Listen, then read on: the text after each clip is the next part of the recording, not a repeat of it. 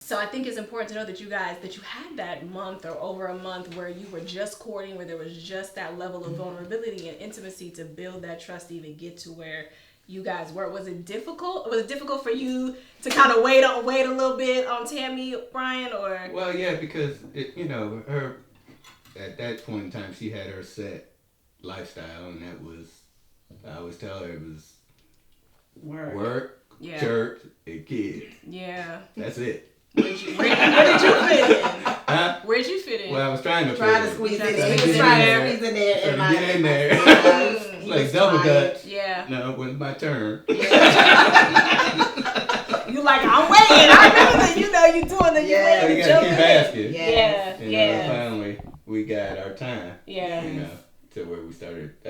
And not only was it text messages or,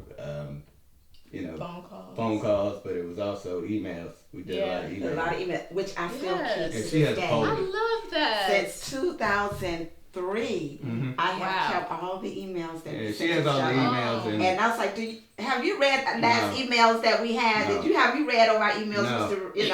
I mean, we actually emailed from 2003 to 2005. Wow. About it was just really just. I love that. It was just new, Yeah. It was new. It was genuine. I remember that feeling. And the thing that got me is that when we first really went on our first date, he was on vacation that week, and I had been on my job for like a year, and so he took me to Houston's restaurant.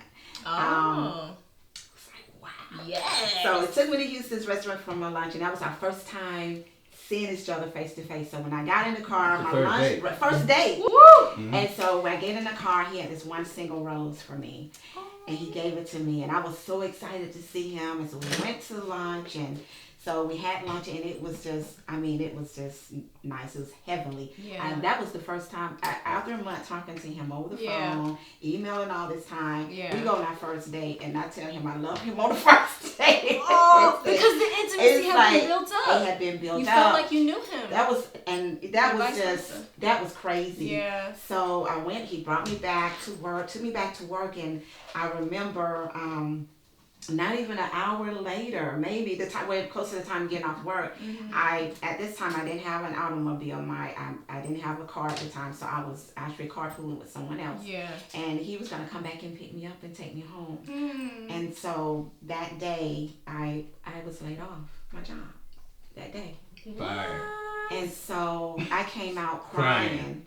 And you was like, hey, what happened? You had a good lunch. With boxes in my hand, my belongings, everything in my Yeah. hand, and I'm just like, he's like, well, what happened? I was like, I don't know. They're just cutting back. They're just cutting back people on the job. They met with everybody. I come back from lunch and they had a meeting with everybody. Wow. So I was like, this is horrifying. Talk about a roller coaster. Yes, Yeah. and at this time, it's just me. I'm the sole person that's really bringing in the money to take care of my children.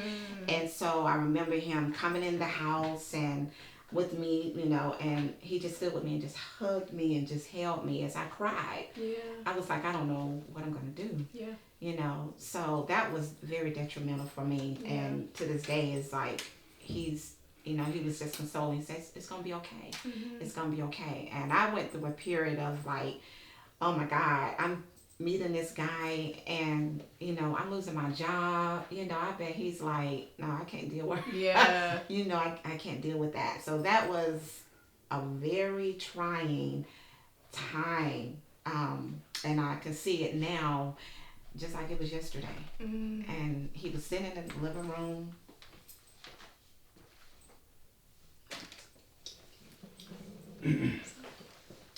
Standing and just holding me, and I don't know how I'm gonna, make it financially. I had no idea what I was gonna do. I didn't have a car, and so,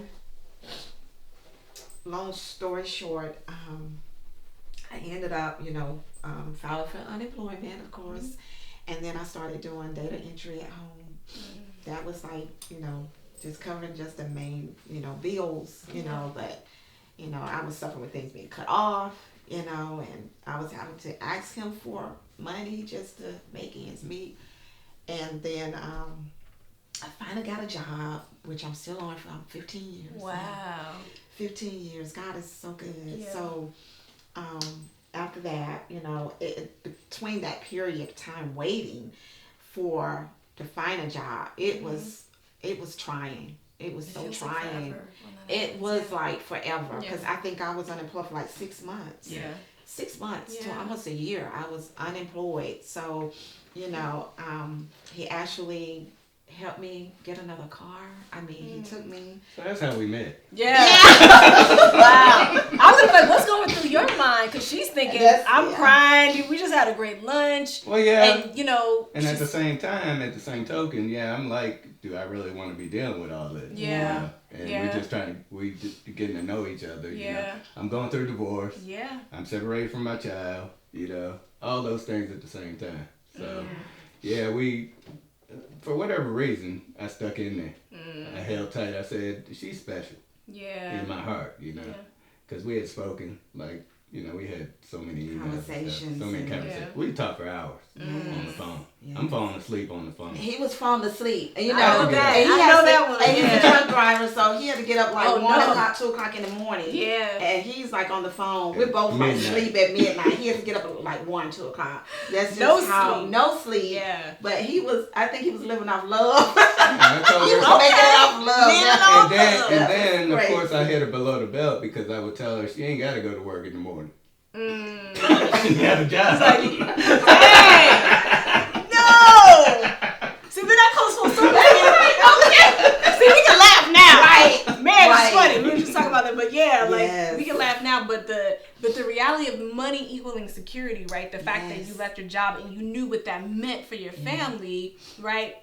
I don't know if you was ready to joke about it right then. Right. But I get it. And for you to say something was sticking, she was special, you guys had made the connection. Yeah. You know what I mean? I love the fact that you had emails and text. We don't do enough of that now. In terms of communicating in different ways with our spouses and being creative, we don't do enough of like send an email because they're gonna be like, what? Yeah, I got an email from it's just unexpected, and we don't do enough of the unexpected in our marriages. But to see that you guys had that courtship and the connection was there, it probably would have been really difficult to then disconnect from someone that you made had been that vulnerable with. You know what I'm saying? Yes.